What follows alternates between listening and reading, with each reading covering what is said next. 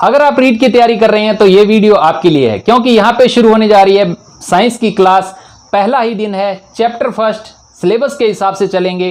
पहला ही चैप्टर आपकी साइंस का दे रखा है, सजीवों और निर्जीवों में अंतर और लक्षण। मैं हूं आपका होस्ट सुखदेव कंबोज और आप देख रहे हैं स्टडी शॉर्ट चैनल। चलिए शुरू करते हैं। आज का टॉपिक, पहली ही क्लास है, सजीवों और निर्जीवों में अंतर। वैसे तो आप बचपन से जानते हैं सजीव क्या होते हैं, निर्जीव क्या होते हैं, लेकिन ये टॉपिक जो है पहली बार रीट के अंदर जुड़ा है, तो इसका मतलब एक क्वेश्चन यहाँ से पक्का उठने वाला है, तो ध्यान से देखिए। चलिए शुरू करते हैं। सजीव आपको पता है, बचपन से आप जानते हैं कि जो चीज़ें बोल सकती हैं, हिल सकती हैं, जो बचपन की परिभाषाएं हैं वो हम सब जानते हैं कि जिनके अंदर जीवन होता है वो सजीव होते हैं और जिनके अंदर जीवन नहीं होता वो नॉन लिविंग्स होते हैं, यानी निर्जीव होते हैं। लेकिन क्वेश्चन कैसे फ्रेम होगा, इनकी कुछ विशेषताएं होती हैं, उन पर चर्चा करेंगे, वहीं से क्वेश्चन बनेंगे। सजीवों के बारे में हम चर्चा करते जाएंगे और निर्जीवों के अंदर वो चीज़ें अनुपस्थित होंगी। आपको स्क्रीन पर पॉइंट दिखते जाएंगे। चलिए शुरू करते हैं। हमारा पहला पॉइंट जो होता है, पहला पॉइंट आप देख सकते हैं स्क्रीन पर, जीवन काल। तो सजीवों की दोस्तों एक स्पेशल जीवन काल होता है, एक निश्चित जीवन काल होता है। एक निश्चित जीवन काल के बाद सजीवों की क्या हो जाती है, डेथ हो जाती है। आप हम पर ले सकते हैं, प्राणियों पर ले सकते हैं, और जितने पादप हैं, प्लांट्स हैं, उनका भी एक निश्चित जीवन काल होता है दोस्तों। तो पहला पॉइंट हमने डिस्कस कर लिया कि सजीवों का क्या होता है, एक निश्चित जीवन काल होता है। एक निश्चित जीवन काल के बाद उनकी मृत्यु हो जाती है, जबकि निर्जीवों का कोई भी जीवन काल नहीं होता। आप चट्टानें देख लीजिए, पहाड़ देख लीजिए, वो ऐसे के ऐसे ही खड़े रहते हैं, उनका जीवन काल बिल्कुल भी कोई निश्चित नहीं होता। अब बात करेंगे हमारे दूसरे पॉइंट की तरफ। दूसरा पॉइंट हमारा जो आ रहा है, वृद्धि या विकास। वृद्धि और विकास को हम साथ में ही चर्चा करेंगे। कुछ सजीवों के अंदर वृद्धि जो होती है उम्र भर होती रहती है। जैसे सजीवों की बात करूं मैं, पेड़ पौधों के अंदर वृद्धि जो है जीवन पर्यंत होती रहती है, उम्र भर होती रहती है, जबकि प्राणियों के अंदर एक निश्चित उम्र तक जो है वो वृद्धि होती है। यानी हम निश्चित उम्र तक ही बढ़ पाते हैं, उसके बाद हमारे अंग जो हैं जब पूर्ण रूप से बन जाते हैं उसके बाद वो बढ़ना बंद कर देते हैं। जबकि विकास जो है वो निरंतर चलता रहता है। विकास के अंदर थोड़ा सा अंतर रहता है। जैसे हम बच्चे से पहले वयस्क होते हैं, फिर धीरे धीरे किशोर होते हैं, वयस्क होते हैं, उसके बाद बूढ़े होते जाते हैं, उसके बाद डेथ। ये हमारा विकास है। और बार बार जो है हमारे अंगों के बीच में परिवर्तन आना, जीनों के बीच में परिवर्तन आना, ये विकास की प्रक्रिया है, सजीवों के अंदर जो है निरंतर चलती रहती है। जबकि निर्जीव जो वस्तुएं होती हैं उनके अंदर किसी भी प्रकार का क्या नहीं पाया जाता, ना तो वृद्धि पाई जाती है, ना विकास पाया जाता है। तो ये हो गया हमारा दूसरा पॉइंट। अब तीसरे पॉइंट पे बात करेंगे, श्वसन। श्वसन यानी सांस लेना। सभी प्रकार के सजीव क्या करते हैं, सांस लेते हैं, श्वसन क्रिया को संपन्न करते हैं। वो श्वसन दो प्रकार का हो सकता है, ऑक्सी श्वसन हो सकता है या अनॉक्सी श्वसन हो सकता है। ऑक्सी श्वसन की बात करें तो ऑक्सीजन की उपस्थिति में जो श्वसन क्रिया होती है उनको ऑक्सी श्वसन कहते हैं, और लगभग सभी प्राणी जो है ऑक्सी श्वसन भी करते हैं। लेकिन पादप क्या करते हैं, प्रकाश संश्लेषण की क्रिया में कार्बन डाइऑक्साइड लेते हैं, ऑक्सीजन को छोड़ते हैं। तो अलग अलग ये सिस्टम होता है। जबकि अनॉक्सी श्वसन, जिसका दूसरा नाम किण्वन की प्रक्रिया भी है, ये भी सजीवों के अंदर पाया जाता है। अनॉक्सी श्वसन ऑक्सीजन की अनुपस्थिति में जब हम ज़्यादा भाग लेते हैं तो मानव शरीर के अंदर भी मांसपेशियों के अंदर किण्वन की प्रक्रिया होती है, अनॉक्सी श्वसन होता है। अनॉक्सी श्वसन के अंदर क्या होता है दोस्तों, अल्कोहल और अम्ल का निर्माण होता है। यानी हमारी जो मांसपेशियां हैं उनके अंदर एक एसिड बन जाता है, जिसके कारण हमें थकान महसूस होती है। इसी प्रकार से कच्चे फलों में भी अनॉक्सी श्वसन होता है, उनको तोड़ करके अगर रख देते हैं अनॉक्सी श्वसन की प्रक्रिया शुरू हो जाती है। इसी प्रकार से अंकुरित हुए बीजों के अंदर भी अनॉक्सी श्वसन होता है। तो ये ऑक्सी श्वसन और अनॉक्सी श्वसन क्या होती है, इनकी क्रिया जो श्वसन की क्रिया है वो सजीवों के अंदर पाई जाती है। ये आपको ध्यान रखना है दोस्तों। अब हमारा नेक्स्ट पॉइंट है जिस पर बात करेंगे, ऑक्सी श्वसन, अनॉक्सी श्वसन ने बात कर ली है। श्वसन की प्रक्रिया सजीवों के अंदर पाई जाएगी, निर्जीवों के अंदर नहीं पाई जाएगी। अगला पॉइंट जो है हमारा आ गया, गति या गमन। गति या गमन यानी मूवमेंट। जितने भी सजीव हैं वो क्या करते हैं, गति करते हैं, और गति करने के लिए उनके अंग भी निर्धारित होते हैं, जिनको हम गमनांग बोलते हैं जीव विज्ञान की भाषा के अंदर। तो मूवमेंट भी सजीवों का एक लक्षण है, जबकि निर्जीव क्या नहीं करते, मूवमेंट नहीं करते। अलग अलग अंग हैं, किसी के 2 पैर हैं, किसी के 4 पैर हैं, पक्षी उड़ते हैं। जो पौधे हैं वो भी गति करते हैं। सूरजमुखी का फूल जो है प्रकाश की दिशा के अंदर क्या करता है, गति करता है। जबकि गुरुत्वाकर्षण के अधीन जो है जड़ें हैं वो भी गति करती हैं, जमीन के अंदर जाती हैं। तो पौधों के अंदर भी क्या होती है, गति होती है, मूवमेंट होती है। तो ये सजीवों का लक्षण है, जबकि निर्जीवों के अंदर ऐसा नहीं होता। अगला पॉइंट बात करेंगे। अगला पॉइंट है हमारा प्रजनन की प्रक्रिया। प्रजनन एक ऐसी क्रिया है जिसके द्वारा सजीव अपने जैसे ही जीवों का क्या करते हैं, निर्माण करते हैं प्रजनन क्रिया द्वारा। प्रजनन क्रिया भी आपने पढ़ी होगी, लैंगिक हो सकती है, अलैंगिक टाइप की हो सकती है, या कायिक जनन भी हो सकता है।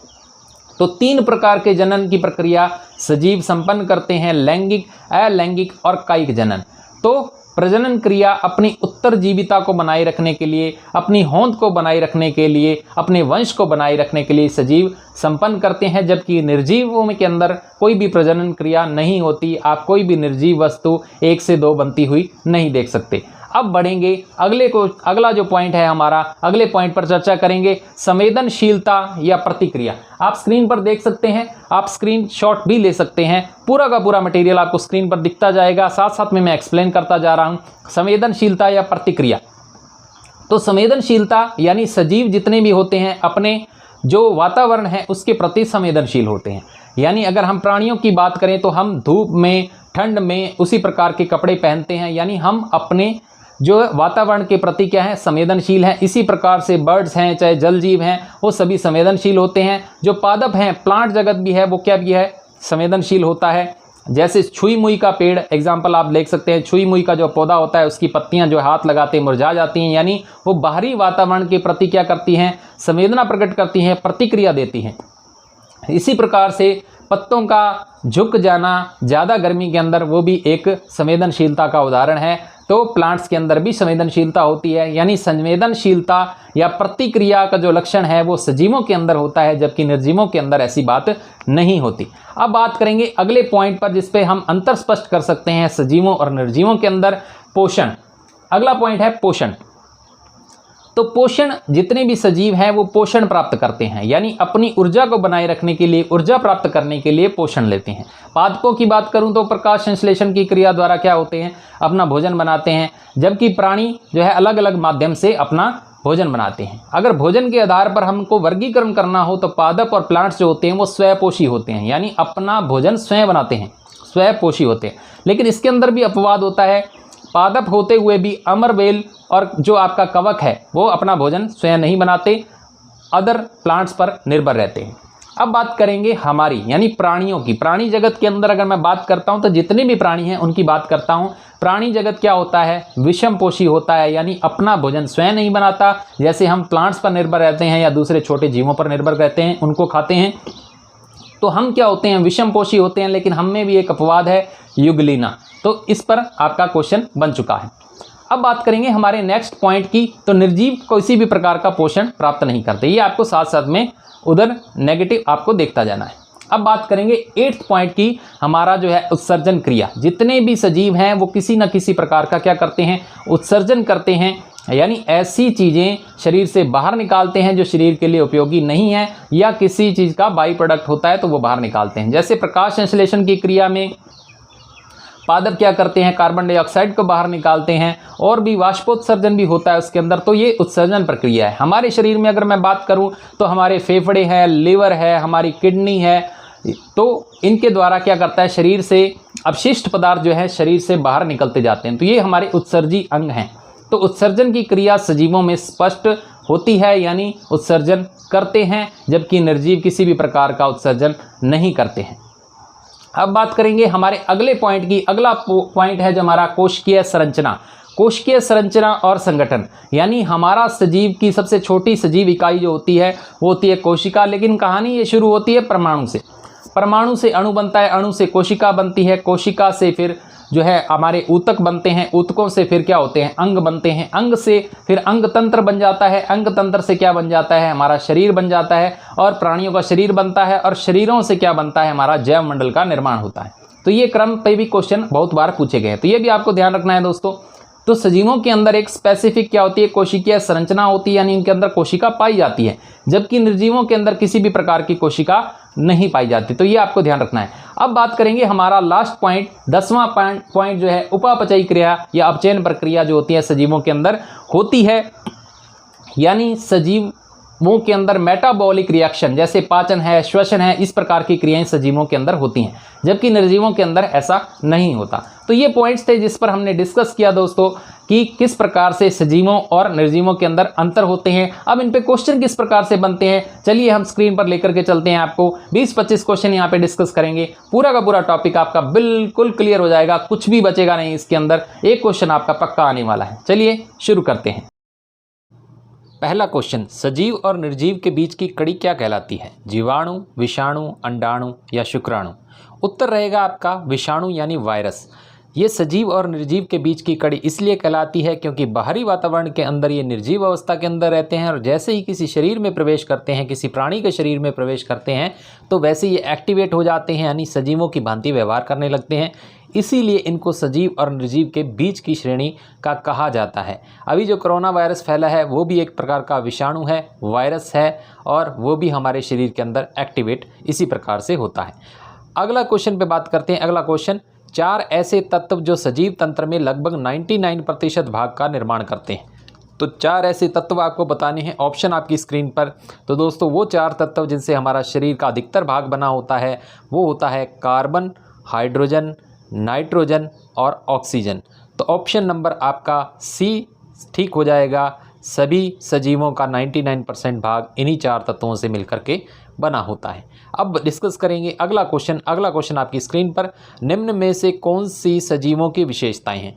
तो सजीव प्रजनन भी करते हैं, प्रतिक्रिया भी करते हैं और सजीव जो है श्वसन भी करते हैं। ये सारी सजीवों की विशेषताएं हम पहले डिस्कस कर चुके हैं। तो आपका उत्तर हो जाएगा डी, यानी सजीवों की उपरोक्त सभी विशेषताएं हैं। तो इस प्रकार से क्वेश्चन फ्रेम होते हैं आपके। आगे बढ़ेंगे, अगले क्वेश्चन पे चर्चा करते हैं कि किस प्रकार से और क्वेश्चन आपसे पूछे जाएंगे। जीवन का भौतिक आधार क्या है? भोजन, कोशिका, जीव द्रव्य या केंद्रक? तो दोस्तों जीवन का भौतिक आधार जो है वो है जीव द्रव्य। किसी भी सजीव का ये मुख्य पार्ट होता है जीव द्रव्य, सी नंबर ऑप्शन। अगला, सजीव तथा निर्जीव में मुख्य अंतर क्या है? श्वसन क्रिया को लेकर के, वृद्धि को लेकर के सजीव और निर्जीव में आप पिछले क्वेश्चन से ही ये लिंक है। बिल्कुल एक स्पष्ट अंतर होता है, वो है जीव द्रव्य की उपस्थिति, सी नंबर आंसर हो जाएगा। अगला क्वेश्चन देख लेते हैं। समस्त वस्तुओं को उनके लक्षणों के आधार पर कितने भागों में बांटा जा सकता है? 3, 4, 2 या 5? तो सारी समस्त वस्तुएं कितनी होंगी? जो या तो वो निर्जीव होंगी या सजीव होंगी। तो 2 भागों के अंदर बांटा जा सकता है, सी नंबर ऑप्शन आपका सही हो जाएगा। अगला क्वेश्चन डिस्कस करते हैं कि जीव विज्ञान शब्द किसने दिया? तो जीव विज्ञान शब्द ऑप्शन आपकी स्क्रीन पर, यहाँ पे अपने 2 डिस्कस करेंगे क्वेश्चन। एक तो जीव विज्ञान शब्द तो दिया है ट्रेवी, रेनस तथा लेमार्क ने। अगर मैं बात करूं यहाँ पे बी ऑप्शन आ जाएगा आपका आंसर। जीव विज्ञान शब्द तो इसने दिया था, लेकिन अगर मैं जीव विज्ञान की उत्पत्ति या जनक जिसको कहा जाता है उसको अरस्तु को कहा जाता है। तो जीव विज्ञान का जनक अरस्तु को कहा जाता है और शब्द इन्होंने दिया था। अब आगे बढ़ेंगे अगले क्वेश्चन की तरफ। पौधे जंतुओं से निम्न प्रकार भिन्न हैं। तो पौधों में ऐसी कौन सी विशेषता पाई जाती है जो इंसानों के अंदर या दूसरे सजीवों के अंदर नहीं पाई जाती? तो पौधे क्या होते हैं दोस्तों? स्वपोषी होते हैं, जबकि प्राणी होते हैं विषमपोषी होते हैं। ए नंबर ऑप्शन आपका सही होगा। अगला क्वेश्चन, जैविक संगठन का उच्चतम स्तर कौन सा है? पीछे हम डिस्कस कर चुके हैं थ्योरी में। तो उच्चतम स्तर आ जाता है आपका जैव मंडल। परमाणु से शुरू होकर के जैव मंडल तक पहुँचते हैं। तो आंसर रहेगा आपका सी नंबर ऑप्शन, जैव मंडल। अगला क्वेश्चन, सभी सजीव अपनी उत्तरजीविता को बनाए रखने के लिए क्या करते हैं? ये भी हम पीछे डिस्कस कर चुके हैं थ्योरी में। प्रजनन, पोषण, उत्सर्जन या गति? तो सभी सजीव प्रजनन की क्रिया करते हैं जिससे उनके वंश जो है बनाए रखते हैं वो। अगला क्वेश्चन डिस्कस करते हैं, सजीवों का प्रमुख सत्य लक्षण। ये अच्छा क्वेश्चन है। तो प्रमुख सत्य लक्षण है दोस्तों आपका वो रहेगा बी ऑप्शन, जीवन और मृत्यु। ये सजीवों का प्रमुख सत्य लक्षण है, ये आपको ध्यान रखना है, तो आपको गलती नहीं करनी है। आगे बढ़ेंगे, निम्न में पौधों के अपशिष्ट पदार्थ का उदाहरण है। तो फल, फूल, ईंधन, इनमें से कोई भी अपशिष्ट पदार्थ तो बिल्कुल नहीं है। पौधों का अपशिष्ट पदार्थ है दोस्तों बिंदुस्त्राव। बिंदुस्त्राव एक ऐसी प्रक्रिया है जो अपनी पत्तियों द्वारा, उनके कोनों द्वारा वो एक जल का स्त्राव किया जाता है बूंदों के रूप में, उसको बिंदुस्त्राव कहते हैं। अगला क्वेश्चन है, समस्त जंतुओं, पादपों और सूक्ष्म जीवों के अतिरिक्त अन्य वस्तुएं क्या कहलाती हैं? तो जितने भी जंतु आ गए, पादप आ गए, सूक्ष्म जीव आ गए, ये तो सारे क्या होते हैं? सजीव होते हैं। और बाकी क्या होते हैं? निर्जीव होते हैं। तो बी ऑप्शन आ जाएगा। अगला क्वेश्चन डिस्कस करते हैं, जीव द्रव्य के संगठन में क्या होता है। अगेन सेम रिपीट हो गया, जीव द्रव्य प्रोटोप्लाज्मा जो है आपका संगठन होता है किस किस का, कार्बन, हाइड्रोजन, ऑक्सीजन, नाइट्रोजन, जिससे हमारा 99% भाग जो है बना होता है, वही होता है जीव द्रव्य प्रोटोप्लाज्मा, उसी के संगठन में ये पाया जाता है। धन्यवाद दोस्तों, सब्सक्राइब करें, लाइक करें, कमेंट करें।